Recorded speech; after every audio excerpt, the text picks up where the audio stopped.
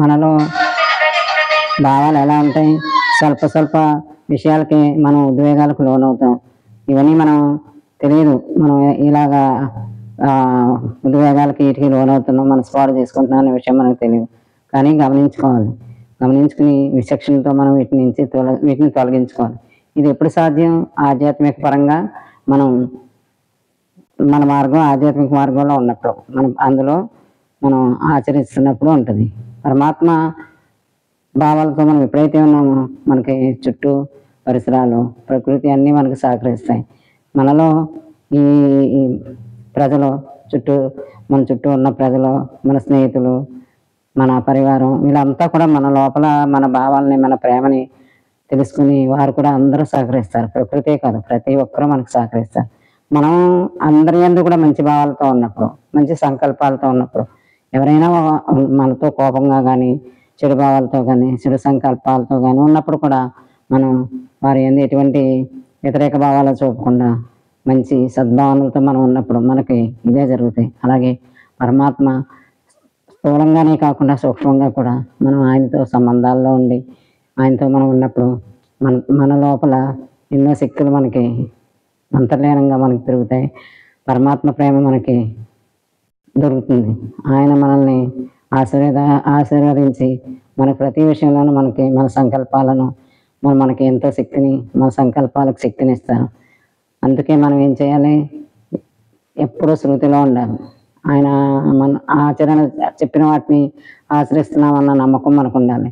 పరమాత్మపై విశ్వాసం ఉండాలి. ఇవన్నీ మనం ఎప్పుడైతే ఒకరోజు మనం పెంచుకుంటున్నామో అన్నీ మనకి స్వాధీనం అవుతాయి. ప్రేమ స్వాధీనం అవుతుంది. ప్రతి ఒక్కరూ మనకు సహకరిస్తారు. ఎవరు సహకరించలేదని కాదు, అన్నీ నెమ్మదిగా అన్నీ జరుగుతాయి. మనం చేసే పనులు మనం చేయాలి. మనకి ఏది భగవంతుడు ఏం చెప్పాడో దాన్ని మనం ఆచరించుకోవాలి. మనం పరమాత్మ మనల్ని ఆడంబరం కోరలేదు, అది కావాలి ఇది కావాలని ఏం కోరలేదు. సూక్ష్మంగా మన అంతర్లీనంగా మన లోపల పరమాత్మపై ప్రేమ పెంచుకోవాలి, ప్రేమతో ఉండాలి. ఆయన చెప్పిన విషయాలు మనం పాటించుకోవాలి. మన నుంచి ఇతరులకి ప్రేమ ఇవ్వాలి, అందరిపైన దయ చూపించాలి, కరుణ చూపించాలి.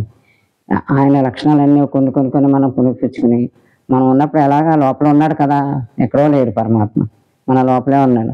లోపల ఉండి ఆయనే మనకు చేస్తున్నాడని మనం ఒక నమ్మకం ఉండాలి. ఇతరుల నుంచి మనం కూడా చాలా సహాయం వస్తుంది. ఎందుకు వస్తుంది మనకి?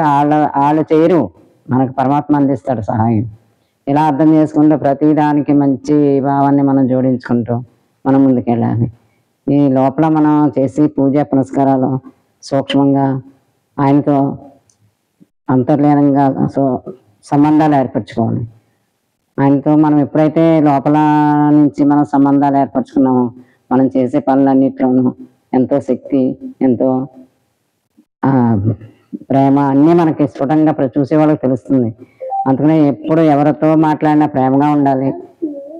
వారి కష్టాలు ఏదైనా ఒక మాట మనతో చెప్పారనుకోండి, మనం హేళన చేసి ఎదురుకుండా ఒక మాట మాట్లాడి పక్కన లేక ఒక మాట వెకిలిగాను, లేక వాళ్ళ కష్టాలు వచ్చి నేను ఒక రాక్షసానందం ఇలాంటివి పొందకూడదు. అలాంటివి వస్తాయి మానవులం కాబట్టి, వచ్చినప్పుడు మనం వెంటనే తెలుసుకోవాలి, గమనించుకోవాలి, సరిదిద్దుకోవాలి.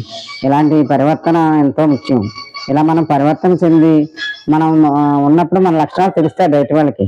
వారు కూడా మనం చూసి ఆదర్శవంతంగా తీసుకుని పరివర్తన చెందారు. పరమాత్మ మన నుంచి పరివర్తనే కోరుతారు, ఇంకేమీ కోరు. మనం అది ఇది ఆడంబరంగా పూజలు చేయాలని, ఆడంబరంగా అది ఇది ఇవ్వాలని అనుకో.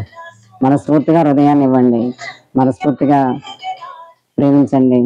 ఆ ప్రేమని మన చుట్టూ ఉన్న వారిపై కూడా ప్రసరింప చేసి అందరికీ మంచి కోరి అందరితో ఎంతో సహాయంగా, సహకారంగా, ప్రేమతో ఉండండి. ఇందుకు మార్పు రాదు. ప్రతి ఒక్కరూ పరమాత్మ ప్రేమను మీ నుంచి పొంది వారు కూడా పరమాత్మ యొక్క శక్తిని అందుకుంటారు. అందరూ ఆరోగ్యంగా ఉంటారు. అందరూ ఆయుషారోగ్యాలు మీరు కోరండి, అంతా బాగుంటుంది. మనం ఎప్పుడైతే మన సంకల్పాలు బాగుంటాయో అంతా బాగుంటుంది. ప్రకృతి పరివారం అందరూ మనకి సహకరిస్తారు, అంతా మనకి అనుకూలంగా ఉంటుంది. ఇది అనుభవానికి తెచ్చుకోండి. ప్రతి ఒక్కరూ దీనికే సాధించండి. దీన్ని అనుభవానికి తెచ్చుకొని మీరు కూడా 2 మాటలు మీ పక్క వారికి కానీ, మీ తెలిసిన వారికి కానీ జ్ఞానాన్ని ఇవ్వండి, జ్ఞానాన్ని పంచండి, ప్రేమను పంచండి, పుణ్యం సాధించుకోండి. మరి రేపు ఇంకో విషయం చెప్పుకున్నాం.